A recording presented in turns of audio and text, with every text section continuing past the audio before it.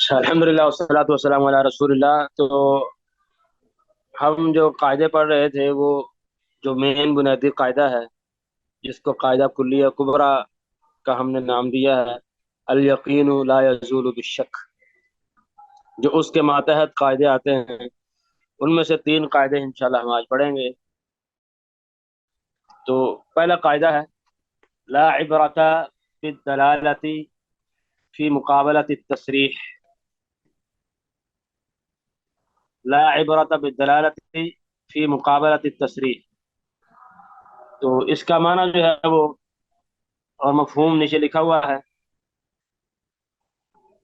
کہ جو چیز دلالت کا معنی، کیونکہ اس قاعدے میں دو بنیادی لفظ استعمال ہوئے، عبرت کا معنی ہوتا ہے اعتبار کرنا، اور آگے جو ہے وہ دلالت کا لفظ ہے اور تصریح کا لفظ۔ تو اس کا معنی ہے جو چیز بغیر وضاحت کے انسان کے قول یا فعل سے سمجھ آئے، جو چیز بغیر وضاحت کے انسان کے قول یا فعل سے سمجھ آئے اسے دلالت کہتے ہیں۔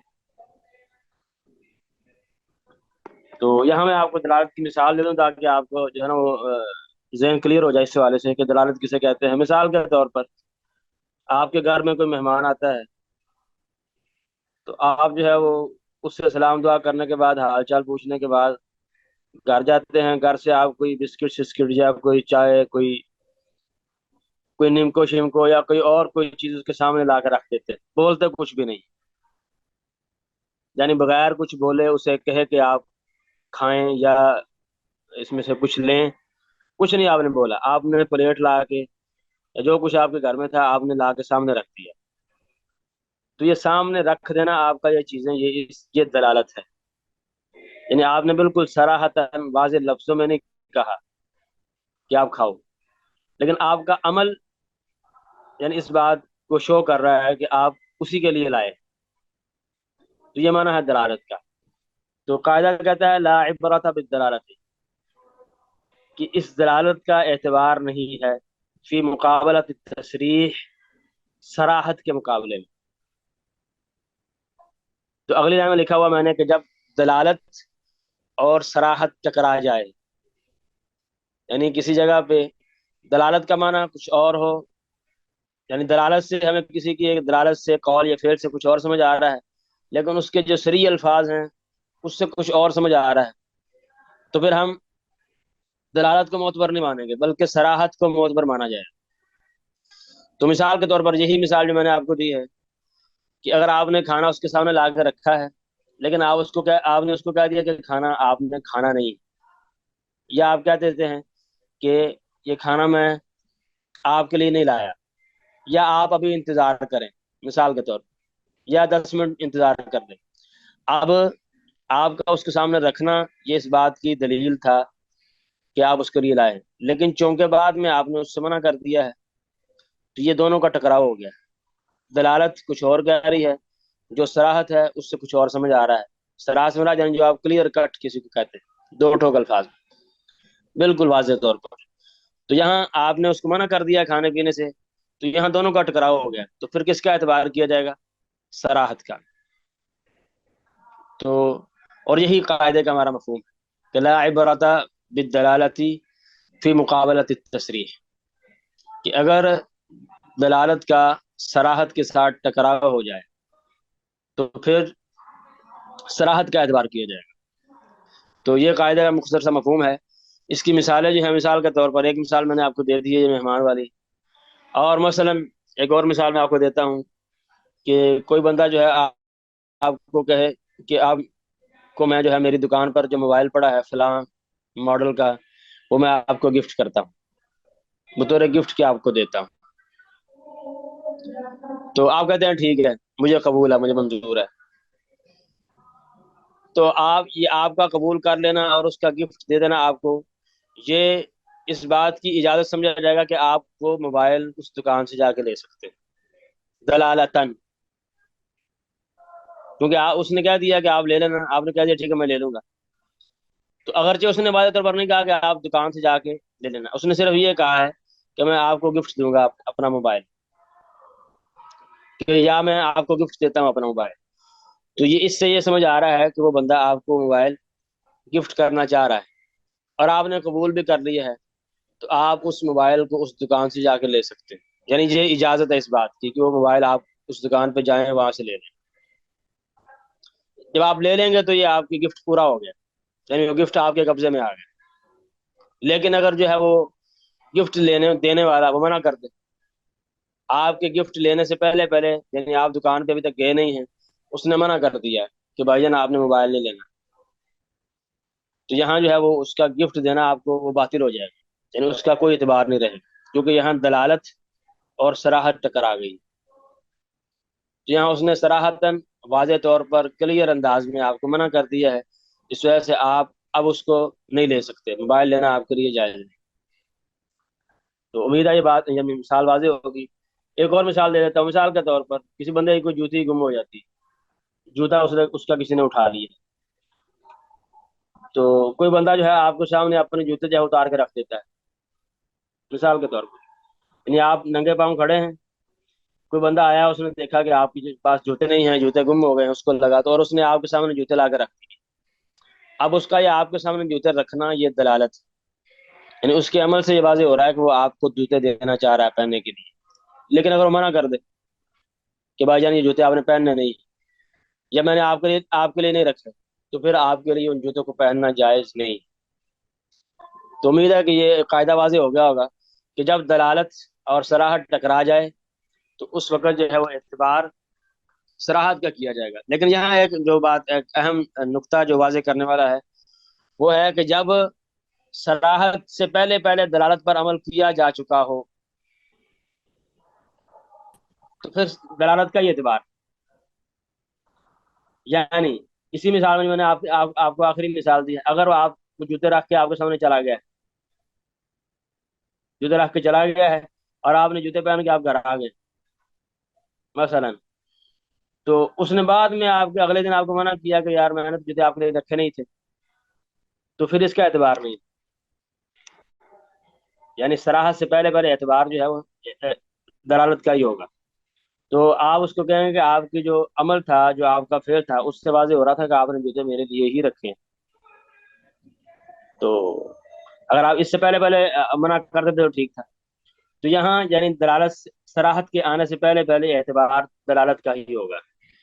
تو امید ہے کہ آپ کو اس قاعدے کا معنی سمجھ آ گیا ہوگا کہ لا عبرت بالدلالت فی مقابلت التصریح، کہ دلالت کا اعتبار نہیں ہے جب صراحت کے ساتھ اس کا ٹکراؤ ہو جائے، وہ مقابلے میں آ جائیں، دونوں آمنے سامنے آ جائیں۔ جب آمنے سامنے آ جائیں تو پھر صراحت کا اعتبار ہوگا، اگر آمنے سامنے نہیں ہے، صرف دلالت ہے، تو پھر اس پر عمل کیا جائے گا، اگر صرف صراحت ہے تو پھر صراحت پر عمل کیا جائے گا، بالکل واضح ہے۔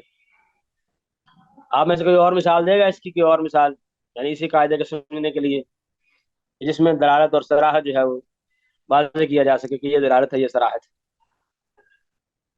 جی، کیا آپ کو سمجھ نہیں آیا؟ نہیں سمجھ تو آ گئی استاد محترم، جی، الحمدللہ۔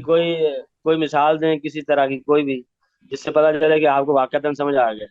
جس طرح عرف میں کوئی چیز ہو رہی ہوتی ہے اور ہر بندہ اس کو جائز سمجھتا ہے، تو کسی خاص گھرانے میں یا کسی خاص فنکشن میں اس چیز کو فرض کریں کہ ممنوع رکھا ہوا انہوں نے، تو عام نہیں نہیں، آدمی یہ جس الگ کو مسئلہ ہے۔ علم نہیں ہوگا تو وہ اس کو جائز ہی سمجھے گا۔ شیخ ایسے ایسے بھی لے سکتے ہیں کہ فرض کر لیں کہ مختلف عمر کے 5 بندے کھڑے ہوئے ہیں، اس میں جی کچھ 10 سال سے نیچے بھی ہیں اور 10 سال سے اوپر بھی ہیں۔ آپ سب کو جی کہہ دیتے ہیں جائیں آپ پارک میں چلے جائیں۔ اب پارک میں وہاں سراحت ہوتی ہے کہ بھئی یہ 10 سال سے اوپر والے جائیں گے اور باقی نہیں جائیں گے، تو شروع میں تو ٹھیک ایسا ہے۔ لگے گا کہ سب کے سب جا سکتے ہیں، لیکن وہاں یہ بات چونکہ نوٹیفائی ہو گئی کہ 10 سال سے اوپر والے جائیں گے، تو جو 10 سال سے اوپر والے ہیں وہ چلے جائیں گے، باقی رہ جائیں گے۔ ہاں لیکن مثال آپ کی ٹھیک ہے، لیکن یہاں مسئلہ یہ ہے کہ یہاں جو نوٹیفائی کیا گیا وہ پارک والوں کی طرف سے کیا گیا کہ آپ کی طرف سے کیا گیا؟ یہاں جو میں نے مثالیں آپ کو دی ہیں وہ ہے دلالت بھی اسی شخص کی طرف سے ہے، صراحت بھی اسی شخص کی طرف سے ہے۔ جو آپ نے مثال دی ہے اس میں دلالت کسی اور بندے کی طرف سے ہے اور صراحت کسی اور کی طرف سے، کیا ایسے نہیں ہے؟ जी शेख। हाँ जी। तो मसलन के यानी दोनों एक ही तरफ से होनी चाहिए। अगर मसलन वो होगा उसको पता ही नहीं है, इल्म ही नहीं है, तो फिर उसका ताल्लुक ही नहीं है उस शख्स का। यानी दलालत भी उसी शख्स की तरफ से हो, सराहत भी उसी शख्स। मिसाल के तौर पर मैं आपको मसलन कह देता हूँ, अगर मसलन आप शादी पे किसी पे जाते हैं, तो वहाँ सोफे लगे हुए हैं और आम कुर्सियां भी लगी हुई, सोफे भी लगे हुए हैं और आम कुर्सियां भी लगी हुई।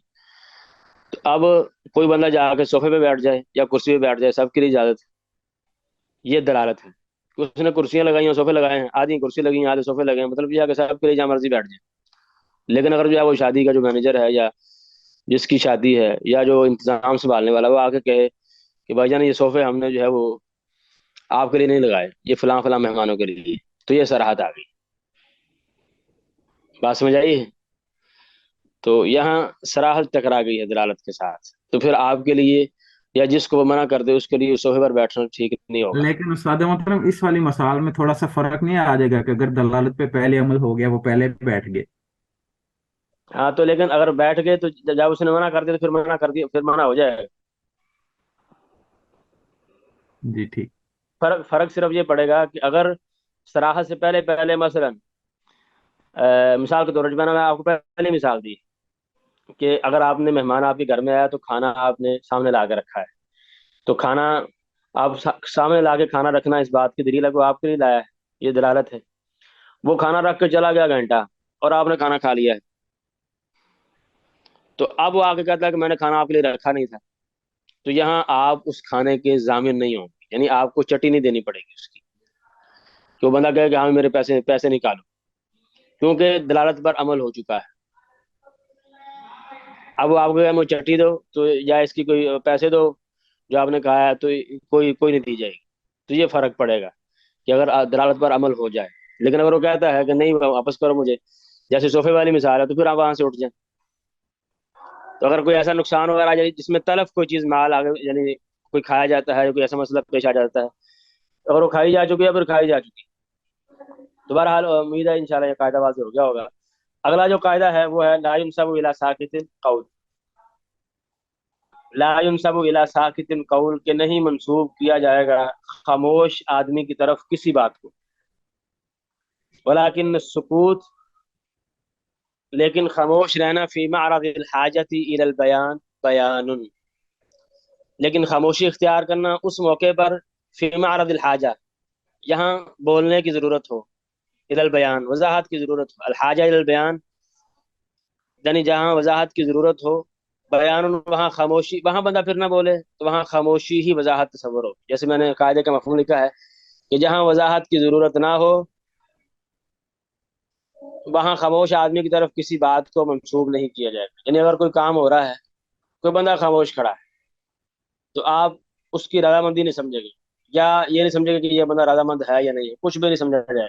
लेकिन अगर किसी मौके पर वजाहत की जरूरत थी, बोलने की जरूरत थी, वो बंदा फिर नहीं बोला, तो फिर मतलब यह है कि वो बंदा रजामंद है, उसकी यहाँ खामोशी उसकी रजामंदी तस्वर होगी।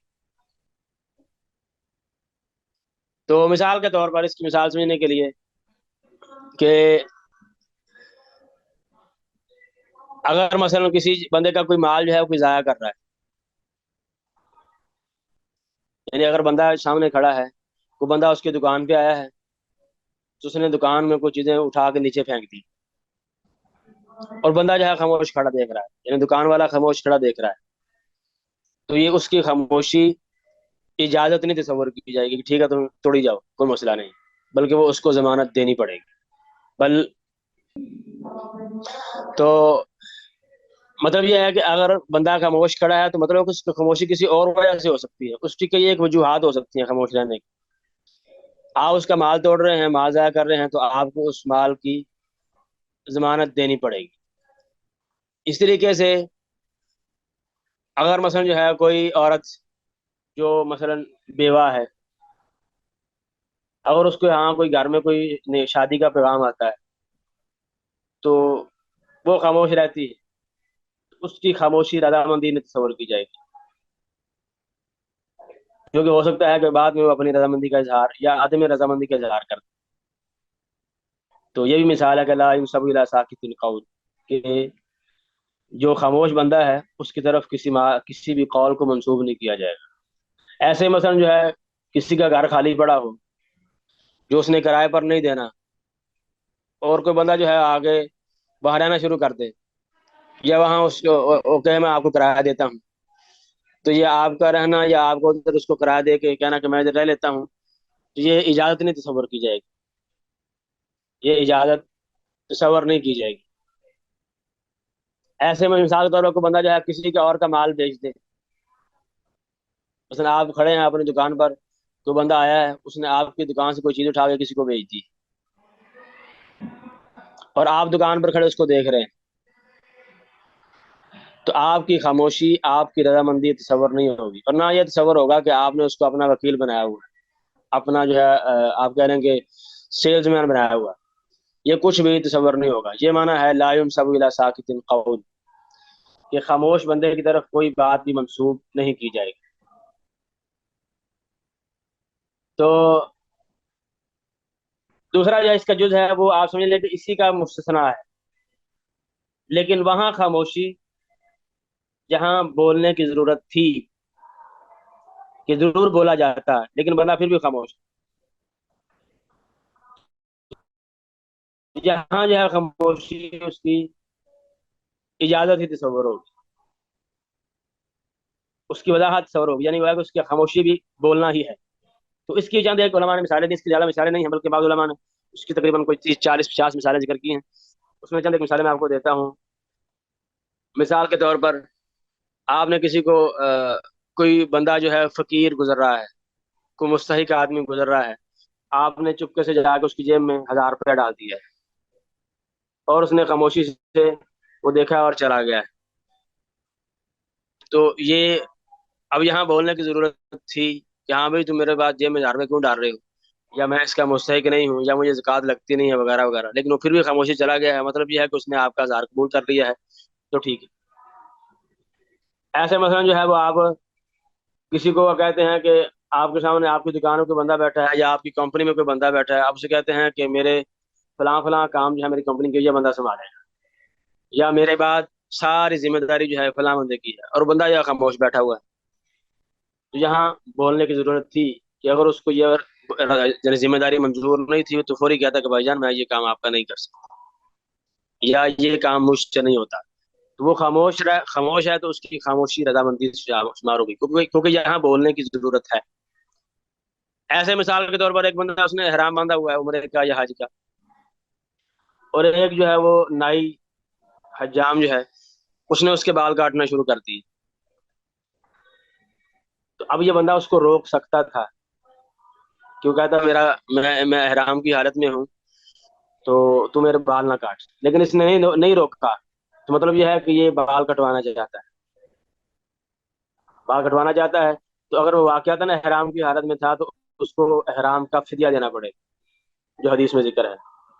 تو یہ یعنی وہ مثالیں ہیں کہ جہاں بولنے کی ضرورت تھی وہاں آدمی نہیں بولا، تو وہاں اس کی خاموشی اجازت ہی تصور ہوگی، اس کو وضاحت ہی تصور کیا جائے. لیکن جہاں بولنے کی کوئی خاص ضرورت نہیں تھی، بندہ خاموش ہے، تو اس کی خاموشی کی کئی ایک وجوہات ہو سکتی. تو اس وجہ سے اس خاموشی کو اس کی رضامندی نہیں سمجھا جائے گا، یا یہ نہیں سمجھا جائے گا کہ بندہ اس کام کے کرنے پر خوش ہے یا راضی. تو یہ ہے قاعدہ لا ينسب الى ساکت القول.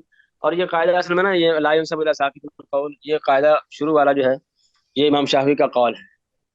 تو اسی قول کو فقہا نے بطور قاعدے کے ذکر کیا ہے کہ لا ينسب الى ساکت القول، کہ کسی خاموش آدمی کی طرف کسی کی بات کو منسوب نہیں کیا جائے گا. ولكن السکوت، اگر خاموش رہا ہے وہ بندہ فی معرض الحاجت الی البیان، جہاں وضاحت کی ضرورت تھی، ایسے موقع پر جہاں وضاحت کی ضرورت تھی اس کا بولنا چاہیے تھا لیکن پھر بھی نہیں بولا، تو بیان، وہاں اس کی خاموشی بھی بیان ہے، وضاحت. تو گویا کہ اس نے اس خاموشی سے اپنی رضامندی کا اظہار کیا. تو یہ میں نے چند ایک مثالیں آپ کو دی ہیں، امید ہے اس سمجھ آ گئی ہوگی. تو آگے جو ہے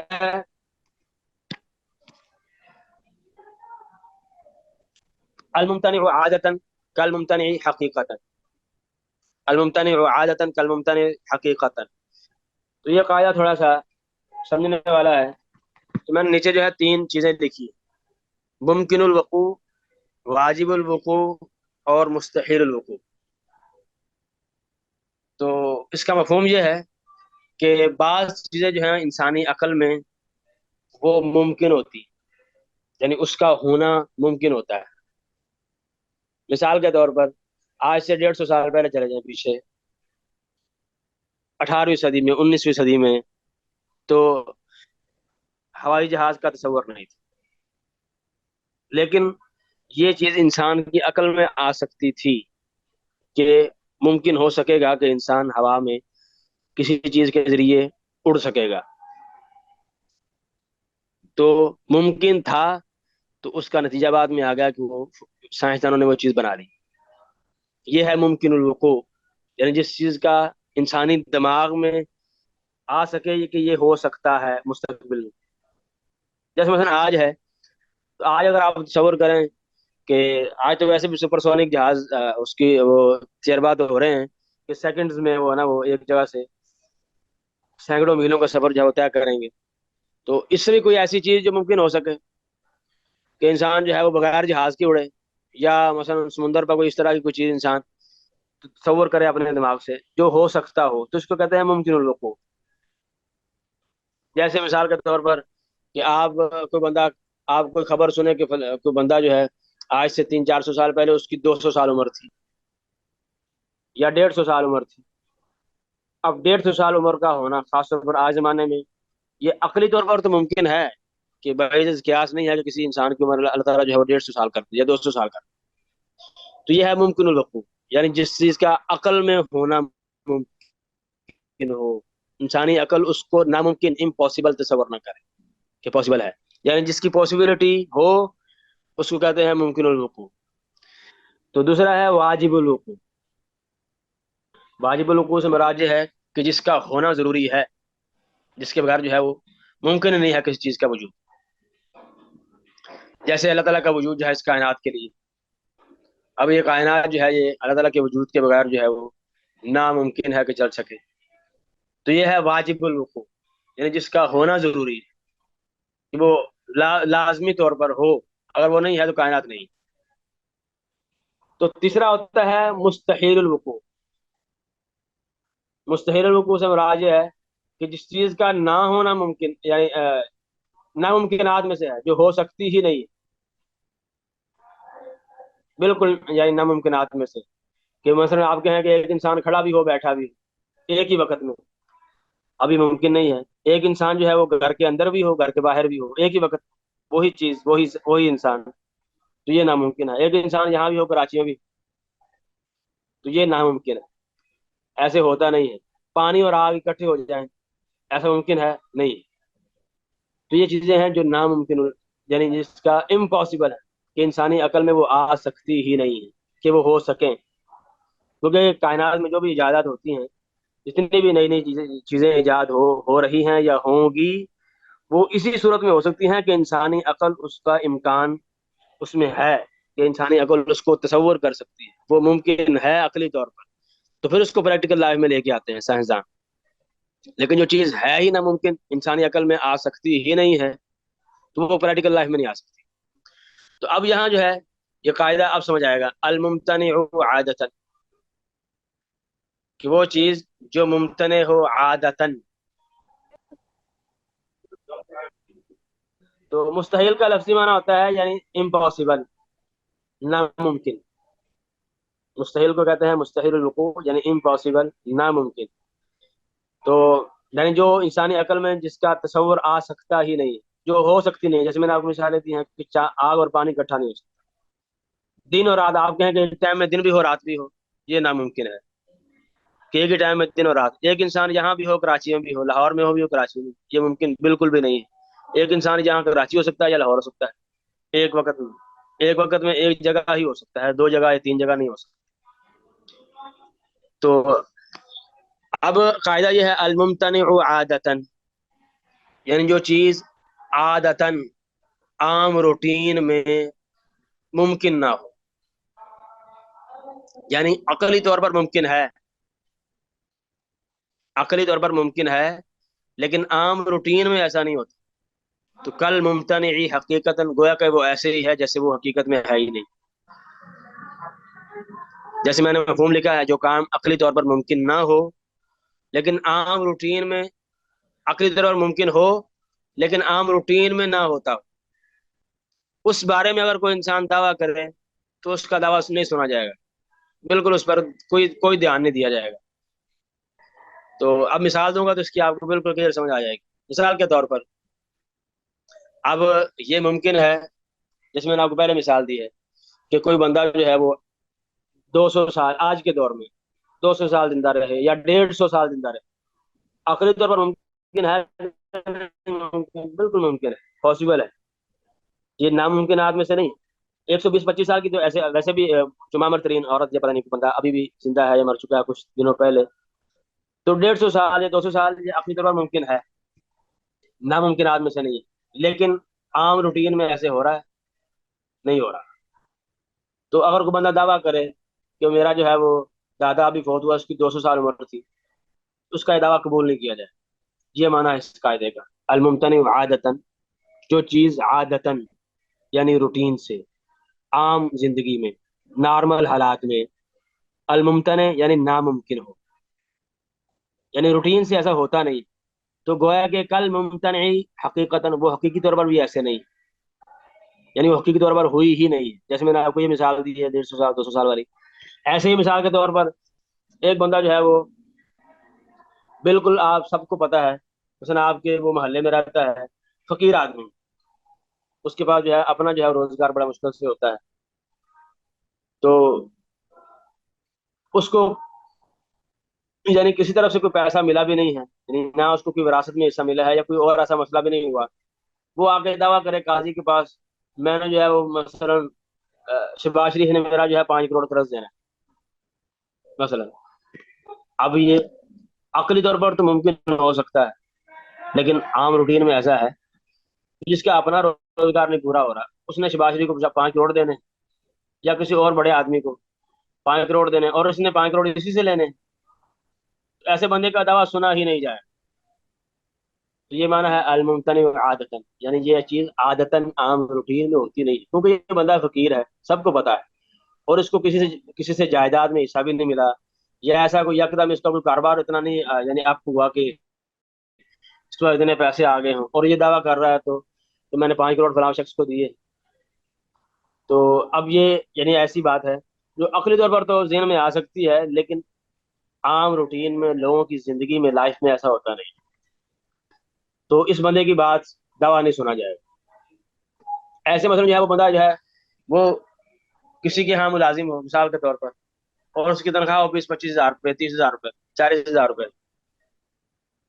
اور وہ مثلا جو ہے قاضی کے پاس چلا جائے، جج کے پاس چلا جائے کہ جو میرا جو مالک ہے جس کے میں ہاں کام کرتا ہوں، اس کی جتنی زمینیں ہیں وہ میری ہیں مثلا. اب وہ مثلا اس کے کئی مربع زمینیں ہوں یا اس کے کوئی اور چیزیں جو جائیداد ہو، وہ کہ سارا کاروبار میرا ہے. اب یہ عقل میں تو آ سکتا ہے، اس کو آپ ناممکن نہیں کہہ سکتے، امپاسبل نہیں کہہ سکتے، لیکن عام روٹین میں ایسا نہیں ہوتا، عادتاً ایسا نہیں ہوتا. اس وجہ سے ایسے بندے کی بات کو نہیں سنا جائے گا، قبول نہیں کیا جائے گا. تو یہ معنی ہے الممتنع عادتاً کالممتنع حقیقتاً. تو امید ہے کہ آپ کو یعنی یہ تینوں قاعدے سمجھ آ گئے ہوں گے. تو کوئی بندہ اس قاعدے کی یا پچھلے قاعدے کی کوئی مثلا مثال دے سکتا ہے، یا اس سے پچھلے قاعدے کی، تینوں کی کوئی ایک مثال کوئی بندہ اگر دینا چاہے، اگر کسی کو سمجھ آئی ہے کلیئر بالکل تینوں قاعدوں کا معنی اور مفہوم. پہلے قاعدے میں استاد محترم یہ ہو سکتا ہے کہ اگر جیسے ہم کسی کو کوئی چیز پکڑائیں لیکن ہم جلدی میں اس کو کچھ کہیں نا اور چلے جائیں وہاں سے، تو ہم نے اسے ویسے ہی پکڑائی ہو اور جب ہم واپس آئے تو وہ اسے کھا چکا ہو، تو وہ والی مثال ہوگی. ہاں یہ ممکن ہے کہ آپ نے مثلا ہم جو ہے وہ اس کو ایسے یعنی اس اسٹائل سے پکڑائی ہے کہ آپ جو ہے وہ یعنی آپ کے عمل سے لگ رہا ہے کہ شاید وہ آپ اس کو کھانے کے لیے دے رہے ہیں، اور آپ اس کو پکڑا کے چلے گئے ہیں اور بعد میں جو ہے وہ آپ کھا کے بیٹھا ہو. تو یہ ممکن ہے. اور آپ نے کہا ہو کہ میں نے تو آپ کو اس لیے دی نہیں تھی، تو پھر آپ کا ذمہ دار نہیں ہے اس کو، کیونکہ یعنی اس کے عمل سے یہ لگ رہا تھا کہ وہ آپ کو کھانے کے لیے دے رہا ہے. تو یہاں دلالت پر عمل ہو چکا ہے تو اس لیے اس کو ضمانت یعنی وہ جو چٹی ہے اس چیز کی نہیں دینی پڑے گی. اور یہ تیسرے والے کی نا میرے ذہن میں ایک مثال آ رہی ہے تو کچھ عجیب سی مثال، لیکن کہ میرے ذہن میں یہ آ رہا ہے کہ اگر انسان کسی جن کو دیکھ لیتا ہے تو یہ جی ممکن کہ دیکھا جا سکتا ہے، کیونکہ کچھ بڑوں سے سنا ہوا ہے کہ انہوں نے دیکھا ہوا ہے. تو اب ہم یہ اگر کوئی ایسا دعویٰ کرے گا تو پھر ہم اس کو مانیں گے نہیں، کیونکہ یہ ایک روٹین میں نہیں ہوتا نا اس طرح. یہی میرے ذہن میں آ جی رہا ہے. جی روٹین میں ہوتا نہیں ہے، لیکن یہ پاسبل ہے. ہاں جی پاسبل ہے اور تو لیکن ہم پھر ہر جی ہر بندے کے لیے نہیں ہوتا. تو پھر ہر یہ بندے کے اس لیے نہیں ہوتا. دعوے والے قاعدے پہ پورے اترے گی مثال یا نہیں؟ نہیں اس پہ نہیں آئے گی، کیونکہ یہ جی مطلب آپ یہ نہیں کہہ سکتے کہ عام روٹین میں یعنی جو میں نے آپ کو مثالیں دی ہیں اس میں وہ ایسے کام ہیں جو یعنی آپ قریب قریب بھی نہیں، یعنی وہ 5% بھی نہیں ہے، 2% بھی نہیں. جیسے میں نے آپ کو تینوں مثالیں دی ہیں، تینوں مثالوں میں اب وہ 1% چانس بھی نہیں ہے. جیسے مثال جو 200 سال کی زندگی ہے اس زمانے میں، اب یہ 1% چانس بھی نہیں ہے. ایسے غریب آدمی فقیر جو ہے وہ کہ میں نے 5 کروڑ فلاں بندے کو دی ہے، 1% بھی نہیں ہے. لیکن جنوں شنوں والا جو ہے یہ ممکن ہے، اور خاص طور پر جس کو جن وغیرہ لگے ہوں اس کو نظر آ بھی سکتے ہیں. تو آج کل جو ہے جن کافی شور سے کافی لوگوں کو لگے ہوئے ہیں، بلکہ جو ٹھیک نہیں ہوتا اللہ کے حکم سے وہ کہتا ہے مجھے جن لگے ہوئے. تو بہرحال یہ مثال تھوڑی سی نا اس میں کہ یہ اس کا امکان زیادہ ہے. یہ بہت شکریہ آپ نے یعنی کوشش کی. جزاک اللہ خیر. چلیں کسی اور کے ذہنوں کی مثال آ رہی ہے تو ٹھیک ہے، ورنہ ہمارا جو لیکچر ہے وہ ختم ہو چکا ہے.